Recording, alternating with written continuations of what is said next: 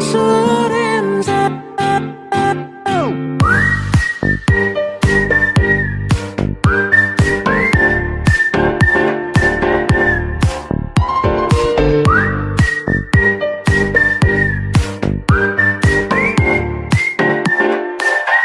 Giữa đêm dài.